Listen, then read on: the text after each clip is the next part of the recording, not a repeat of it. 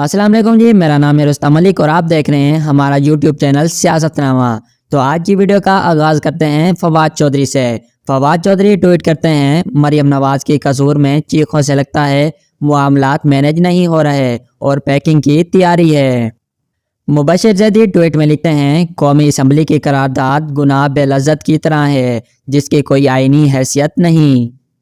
सवाल किया गया, इलेक्शन कब होंगे? हिना परवेज भट्ट ने जवाब में लिखा, जब नवाज शरीफ चाहेंगे। मरियम नवाज ने कहा, अदालतें इस ज़हनी मरीज के कहने पर समोटो ले रही हैं। अदालतें इस बंदे की बात ना माने।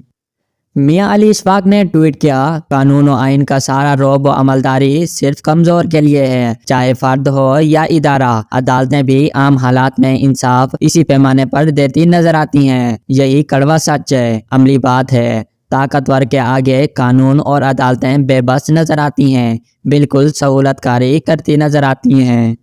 मरियम नवाज ने कहा, एक नशई के कहने पर पंजाब की असम्बली क्यों तोड़ी गई?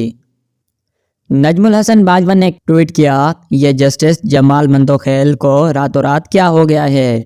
कल इलेक्शन कमीशन के वकील को पूछ रहे थे कि आप तारीख कैसे मंसूख कर सकते हैं और आज पूछ रहे हैं आपने तारीख दी ही क्यों? ये रातों रात की हो गया है पाइन।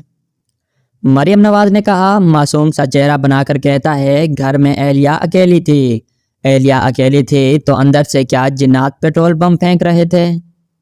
शाहीन सोबाई ने ट्वीट किया, बाजवा अभी भी हुक्म चला रहे हैं। शाहिद मैतला के करीबी लोग कह रहे हैं शाहिद ने जब बाजवा का इंटरव्यू चला दिया तो बाजवा ने धमकी दी कि वो इन्हें 5 मिनट में उठवा लेंगे। शाहिद छुपते रहे, फिर हिम्मत करके दूसरी किस्त चला दी। अब बाजवा फंस गए और सारी धौंस तुतकार धरी रह गई। ये जनरल अपने आप को खुदा ही समझ बैठते हैं।